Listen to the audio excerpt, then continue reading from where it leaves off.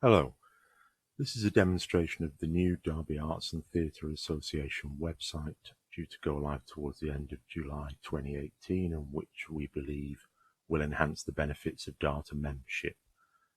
You're currently looking at a development version of the homepage of the new site. Anything that you're about to see may change slightly between now and go live as this is under development, but probably not dramatically. The new site retains many of the look and feel characteristics of the existing site, the same primary colour palette of red and green, and the same font is used. I draw your attention in the first instance to this alert at the top of the page, which is just notifying us that the site uses cookies and referring us to the privacy policy for an explanation of why the site uses cookies and why that's okay. There's been a lot of talk about GDPR recently and data protection legislation, and everything about the new site is designed with that in mind, and I believe is fully compliant with all the relevant legislation, and this alert is one aspect of that. I can just click to dismiss it. The homepage in the new site is essentially a presentation of coming events, as is indicated there, which is a listing of the next 12 events in time order in the data diary, presented in this card format, which is new. Previously, event information has only ever been presented in the data diary in tabular listing form. What we're looking at here is obviously a nice big screen. It's full HD in actual fact, but I just want to show you this, which is exactly the same page but viewed on a simulation of a much smaller screen such as you might find on a mobile phone. And you can see that the page is adapted to fit the size of that smaller device. So the menus have collapsed into this nice mobile friendly menu, and the cards that we saw previously over 3 columns have collapsed into 1 column. This is common throughout the site. It's designed to adapt to whatever device it's being viewed on, and hence is mobile friendly. But for the purposes of the demonstration, I'll return to the full HD version. I'll take you through some of the pages of the site. There's lots and lots there, but I want to really emphasize 2 key points. One, the new site is self-serve in the sense that representatives of data member societies will be able to update the information held about their society and the events that their society is presenting themselves by logging on to the website, not having to email an administrator as is currently the case. The second key point that I'm going to emphasize in the demonstration is the effort to make much more use of online promotion channels for your events, which we believe will improve the effectiveness of data in publicizing your events.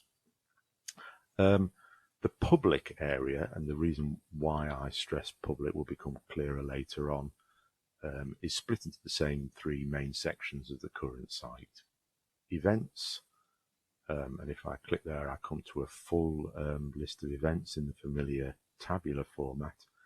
I draw your attention to this subscribe option here, which if I go to that, it presents me with a page that's allowing me to subscribe to receive the data monthly listing. At the minute the email list is a fairly closed list. The new site will enable any visitor to the website to subscribe to receive mail shots of event information, and a bit more about that later. There's the societies section, which is all about Data's member societies. There's slightly more information here than is on the current site. You'll be able to see that there's a paragraph about each member society.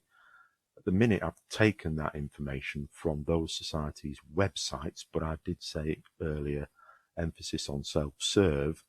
Representatives of member society will, through their user accounts be able to directly update that information themselves. I'll just draw your attention briefly to this demo member society, which I've added for the purposes of this demonstration.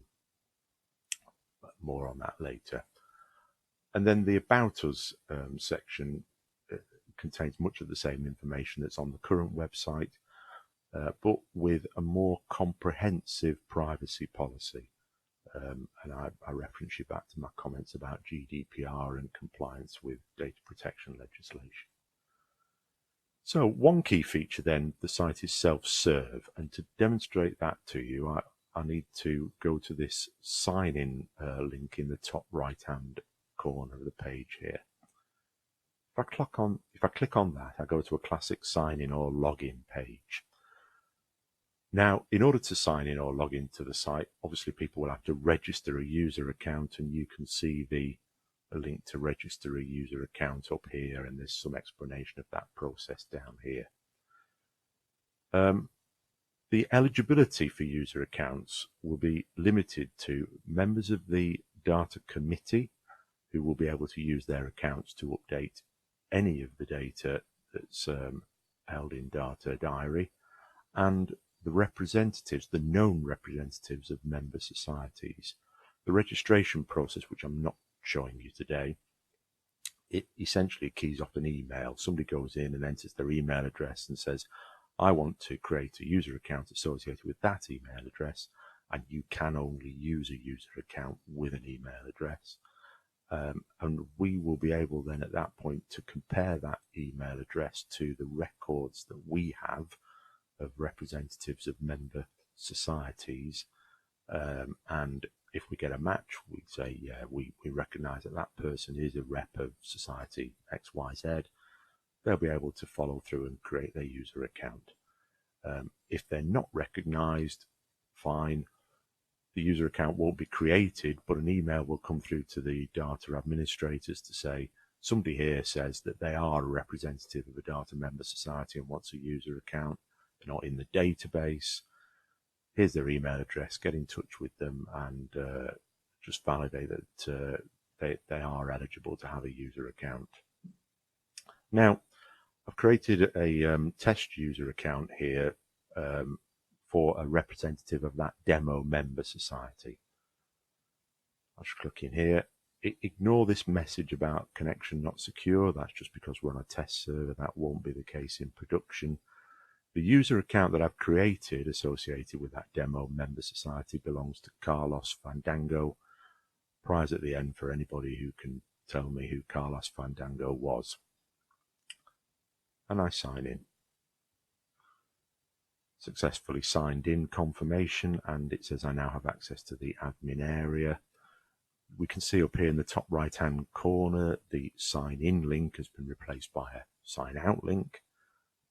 A link to account, which takes me to a page where I can update details of my user account, and another link to the admin area that's referenced here. So I'll follow that and go to the admin area. Rather more screens to step through there than I think there should be the case, and one of the things that might change before go live is I'm to simplify that a bit. Now this is just really saying to me that now I'm logged in as a rep of a member society, I can update information about my member society or societies. We do have some people represent more than one, and the events presented by them. I'll focus on events for the purpose of this demonstration. Now what I see here then is a list of events in the Data Diary. It's actually only the first one that is being presented by the member society that Carlos represents. Because he only represents one member society, this entry doesn't show a by description, because he knows it's by the member society he represents. You can also see that it's a link because it's presented by Carlos's member society. He can follow this link and go and update the information about that event in the Data Diary. So the question would be, why are we seeing other events? these second two events are real data diary events. The first one I've created in that demo member society.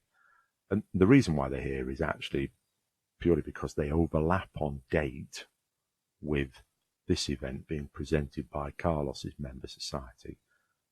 A bit more on that shortly. Now I'm going to add an event, and for reasons that will become clear very shortly, I'm going to call it a speculative event. I can ignore the presented by field for now. Now, the date range. The reason why this is speculative is we haven't really decided yet when we're going to put the event on, other than to say that it will be sometime between the 2nd and the 21st of December. I'll just select the date range accordingly, start date and end date. This business here, where there's a textual representation of the date range and a start date and end date, I have some code in development. I've just not pushed it through to the test server yet. That eliminates the need to duplicate here. You just select your start and end date and this is automatically generated for you. I've got three options here. I can cancel, throw it away. I can save and continue, go on to the next step in entering information about this event. Information about events in this new site is spread over 3 pages, and this is an area where I don't think the clarity and usability is as good as I'd like it. So this is one area that will receive a bit of an enhancement between now and go live. Or I've got save and finish. Stop entering information now, but save what I have entered. I'll click on save and finish for now. And I go back to the event listing. Now, we'll see that the event that I've just added has been added here. Notice this status column, and all of the events listed with the exception of that event are confirmed, but the event I've just added is in a status of placeholder. This is some functionality that's been suggested a couple of times in the last year or two, prompted by clashes in performances. And the idea is that when your member society is thinking about future events, it can get them into the data diary as quickly as possible, even if the event details aren't fully confirmed yet. Any event in placeholder status will not be visible to the public at all, but it will show in the listing of events for your member society, and it will also show in the listing of events for other member societies who have events that overlap with it in date terms. And we can see here that now I've entered this speculative event with that range of the 2nd to the 21st. I've pulled in a whole load of other events from other member societies that fall within that date range. It's a planning aid, in essence. The idea is to try and get visibility of where clashes may be coming as early as possible so they can be avoided. So based on looking at this, I'm going to decide that we're going to present this event on the 5th of December. And I'm going in now to update the event following that link. So 5th of December, and I'll revise the start and end dates accordingly. And this time, instead of save and finish, I'll save and continue because I want to add some more information about the event now it's confirmed. So the first thing on the next page that I do is actually indicate that it is confirmed. I'll let the times default to 7:30 p.m. Venue. There's a feature here whereby as I start to type the venue name, once I've typed 2 or more characters, the venues that contain the 2 or more characters that I've typed will be listed, and I can select one of them. This is an attempt to introduce more consistency in the representation of events in representation of venues and event listings, because we have, like, maybe we might have half a dozen different variations on Derby Cathedral at the minute, believe it or not. And the ones that you're selecting from the list here have the full address behind them in the database. So by virtue of that, we can link these to things like Google Maps and drop into your event listings a little Google map of the venue for anybody that's trying to find their way there. And I'll type in some box office or ticket information. Again, I'll save and continue to go to the next step. I said there were 3. Now, this is showing me, you should recognize this format, the card that's automatically built from the information I've presented to date. But I've got an opportunity now on this page to say, well, actually, I want to create a much fuller description of the event and even add an image to it to give it more visual impact. Now, I mentioned a key feature being more effort to use online promotion channels. Historically, data was about listings in programs, and for printed listings in programs, the information really has to be fairly condensed if you're printing in tabular format on a page.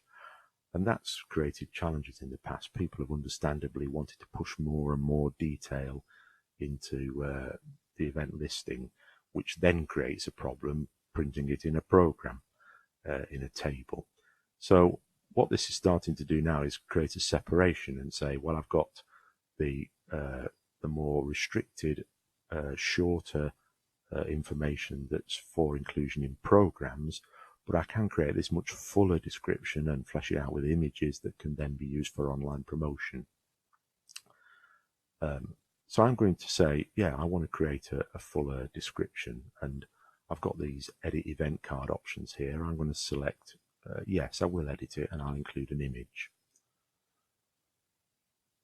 So here, this is tempting me, isn't it? Click me to provide your own image. I'll click on that, and I can upload an image from my computer. I'm just going to use the Data logo. I can go into this bottom section here and directly type in it and use these formatting tools here for bold, italic, superscript, and to insert links. We can expand on this list. So I'm going to go in here and I would type a much fuller description of the event. I can say with some emphasis, and use the bold button to create the emphasis, and a link.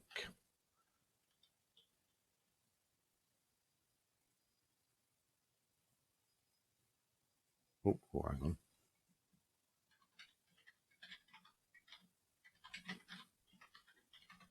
There we go.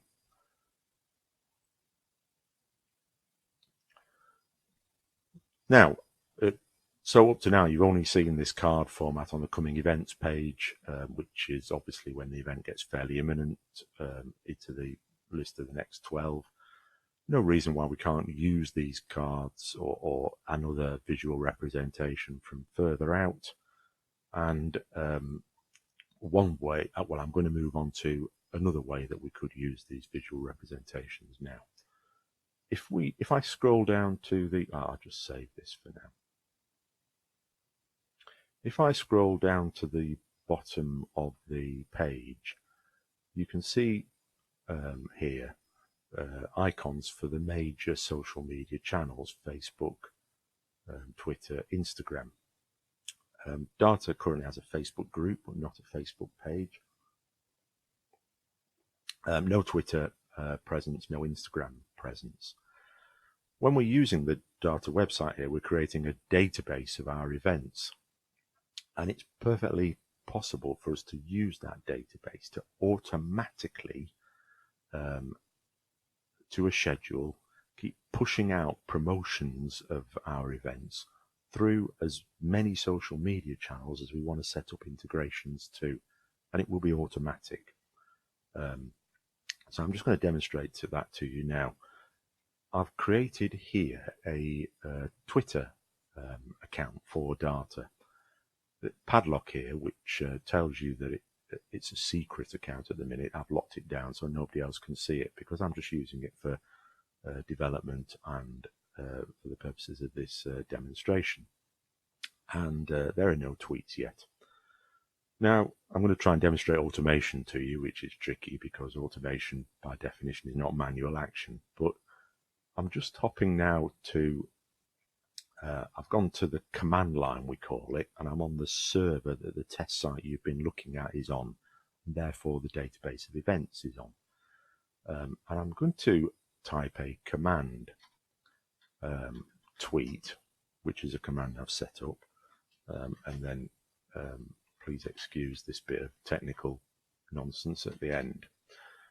The point is that these commands can be run to a schedule. This tweet command that I'm showing you now could be run daily, and it could do things like, say, if an event's more than 3 months out but less than 6 months out, I'll tweet it once a month or at the end of each month. And then it could increase the frequency of tweeting until, say, the event got a week out, and it might tweet about them every day, every 24 hours from that point. It could be automatically scheduled. I'm just showing you me now manually executing the command. Now, when I execute this, it's going to go into the data database, pull out the net 6 I've set it to for the purposes of this demo, events, and tweet them through Twitter. Now, it may take a little while because it just has to contact Twitter, which there's some delay to, but it's started now, tweeting about events. And it's got through the 6, as I mentioned. Now, if I go back to the Twitter account, you will see that the data Twitter account has tweeted 6 new tweets, which followers of this Twitter account, of course, will see in their timeline for anybody familiar with Twitter. Now, I've just picked a couple of bits of information and pushed it through. Obviously, we could think more about the format and how we combine the information within Twitter's length restrictions. You can put links in here. We can put images in here. So those links and images could come from the card information that you saw me enter a few moments ago. And we can do that simultaneously across Twitter, Facebook, Instagram, etc., etc., etc., so that people that can use their favorite social media channel to keep abreast of data events. Another means of online promotion, of course, is email marketing. And similar to this Twitter example that I've just shown you, I've set up another automation, an email marketing automation using MailChimp, which you may have heard of. I think it's the largest email marketing service in the world. I took the liberty of subscribing Carlos to the mailing list for data through the page that I showed you near the start of this demonstration. This is Carlos's email account. He's not a very popular chap, so he's never had an email. And so he's very excited about subscribing to the mailing list because he might actually get an email. I go back to the command line on the server and another command, and again this can be scheduled. This one I've created and called MailShot.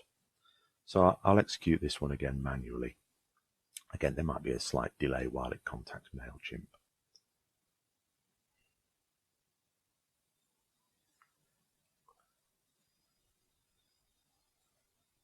So there we are. It's prepared a mail shot using the same 6 events that the tweet example did.